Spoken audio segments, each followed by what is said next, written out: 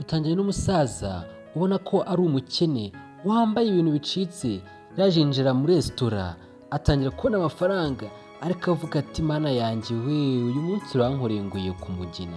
Reba n'aya mafaranga akiri aho ngaho, ababonye ibyo kurya basize aho ngaho, abantu bari baje muri resitora baje barabirya babisiga aho ngaho, ariko akiri aho ngaho umuseriveri umwe w'umukobwa yaje ahita amubona, araza aramutunganya ati ushya wirya ibi biryo ntabwo babirya, nta soni ushya, ntabwo bajya barya ibiryo basigaje sibyo? Ubwo disi yahise atwara ya sahane atavuga ati ushya ntongeye kurya bino biryo biranduye kandi ntabwo ari byiza kurya ibisigazwa. Reba nawe umukobwa araje, umukene w'umusaza nibwo yariboneye basi byo kurya aba yari washonje akaza akatimukuraho. Ubwo akiri aho ngaho ariko barakwereka undi mugenzi w'umuseriveri yarimo kureba nk'inshinzi, reba ukuntu areba di, araza avuga ati umva sohoka aho ngaho vuba vuba, ntabwo aha ngaha iyi ni resitora, haza ahantu biyubashye, uranyumva neza, gira vuba nkubone hanze. Wakoze subscribe ndagushimiye, kandi nawe turayikora ndagusaba ngo uyikore, kandi ujyanye n'izindi nkuru wagansha nawe yacindiye yitwa Abaseriveri ukabona izindi nkuru tubagezaho. Ubwo disi wa museriveri yaramusohoye, ariko umusaza akigera hanze wa museriveri wa mbere wa mukobwa ugira umutima mwiza yaraje amuzanira ibiryo, aramubwira ati ibi biryo ni ibyawe nkuzaniye, akira wirire. Ubwo disi umusaza byaramurenze ati koko se ni ibyanjye? Undi ati yego ni ibyawe, cya gihe nakubwiraga ati wirya ibiryo basigaje ntabwo ari byiza, niyo mpamvu rero nkuzaniye ibindi byiza. Disi umuseriveri wa mbere yigirira umutima mwiza, ntabwo ameze nk'uriya ugira umushiha. Disi umusaza yarishimye, ubona ko disi n'umukene yambaye imyenda yacitse, ariko umuseriveri aragenda akamwitaho. Ese ibi bintu bikunda kuba? Disi umuseriveri yaramugaruye amwicaza kuri ya ntebe nanone yahandi harira abantu biyubashye, aramubwira ati hangana urye sibyo? Ngo disi kakandi k'agashinzi kahise kaza katari ku bundi, ugenda nakurekaniye wa mukene we urakora icyangaha. Aba bandi ngo disi abaseriveri batongana ati ariko nta soni kucanga hasi bitwaye iki? Ni umuntu nk'abandi nta kibazo. Disi barakwereka nyiri resitora asohotse ati ariko mwanshinze mwe ko mukimwe muri kunsakuriza muri gutonganira ibiki? Disi raje baramusobanurira ati uyu nguyu bagashinze ati yaje amuzana, none ndebera abantu bakora kuza muri resitora kubera uyu musaza umuntu kunuka. Ubwo disi ukakandi kagashinze karamubwiye ati baramubwiye ati narye vuba agende, wanyumvishije se? Ntabwo mushaka aha ngaha, uranyumva? Mubwiye atagenda ahubwo, niba kandi atabyumva ndaza kumwisohorera. Disi umuseriveri yakomeje kwirira, amasaha bamuhaye ageze yatarangiza kurya. Umuseriveri w'inshinzi araza aravuga ati ariko ubundi igihe bavugiye ngo usohoke ntabwo wumva, amasaha yawe yarangiye, habura kuva tugende vuba vuba. Disi wa gakobwa k'akagome karagiye kamunaga hanze, anako kaza karimo karaseka. Undi wa mbere araza ati ariko nta soni, urasohora uriya muntu niho wamwinjije? uriya ni umuntu nk'abandi di, ko ari umukene, kuba nta byo kurya afite ntabwo uze kuza ukamwitoneraho uko ushaka. Ese ubaye uri kureba inkuru wakora iki? Ubaye uri umukene se wakora iki? Ese waguma muri resitora cyangwa wahita wigendera? Ariko nanone kubera ko nta biryo waba ufite wagenda. Disi umukobwa w'umutima mwiza yagiye aramusanga ati ihangane wirire, ihangane nta kibazo, ubona ko tumutunze kandi nyine ujye ubyihanganira, ni iby'iki gihe. Disi umusaza ati oya nta kibazo nariye kandi nari ndangije. Disi kakandi k'agashinzi kagiye kabwira nyirabuja ati mabuja, ati uzi ko se wa mukobwa dore aracyari hariya ari kumwe n'uwa musaza, kandi niba bintu ntabwo mbikunda, namurukanye kuva kare yanze kunyumva, ese umukorera iki koko? Ngo disi abandi bakomeje kwiganirira, ariko baragenda. Wa undi w'agashinzi aragenda ahamagara nyirabuja, undi aramuzana ati ndebera nawe yanze gukora akazi, arimo aramuganiriza, yanamuhaye ibyo kurya kandi ntabwo yabyishyuye.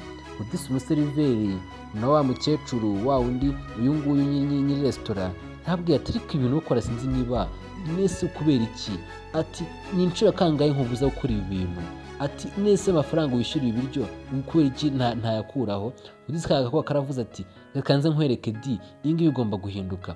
Umuseriveri witonda ati oya nese amafaranga njyewe ibyo mba natanze simukora ku mushahara wanjye, kuki mutakemera ko mfasha abakene? Kubera iki? Kuki mukanifashiriza abakene?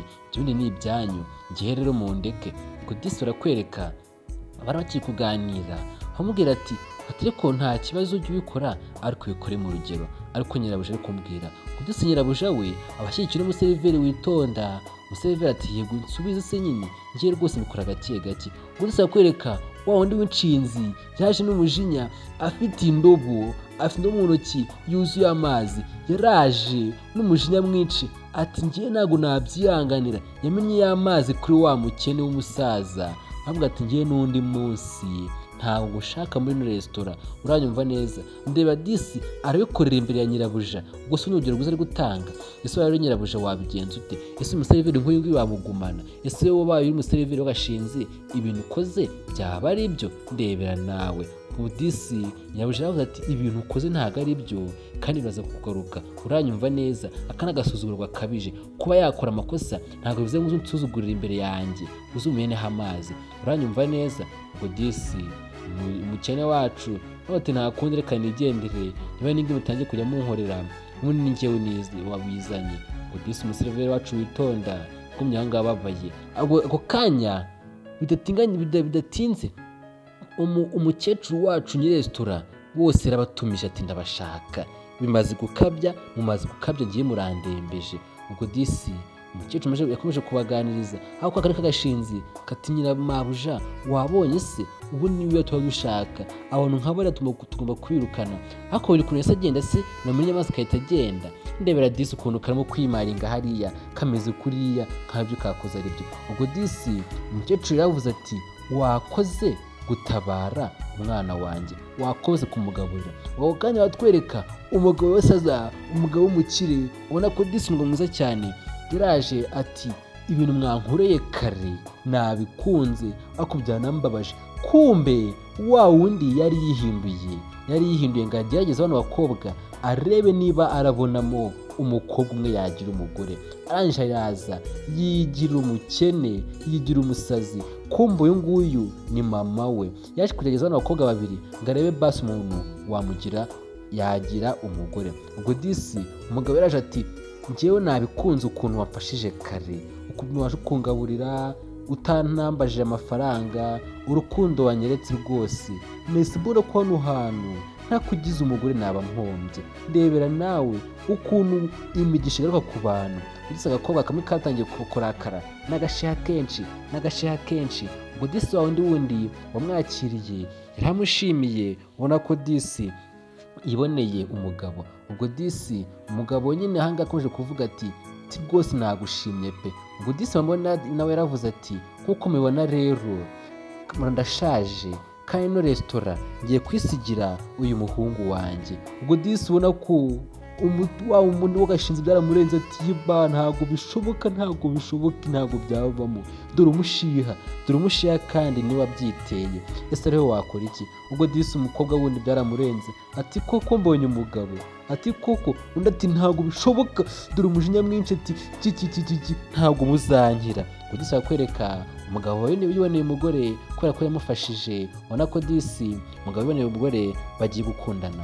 Aha ngaha tuje inkuru yacu umunsi nakagaruka turabakunda.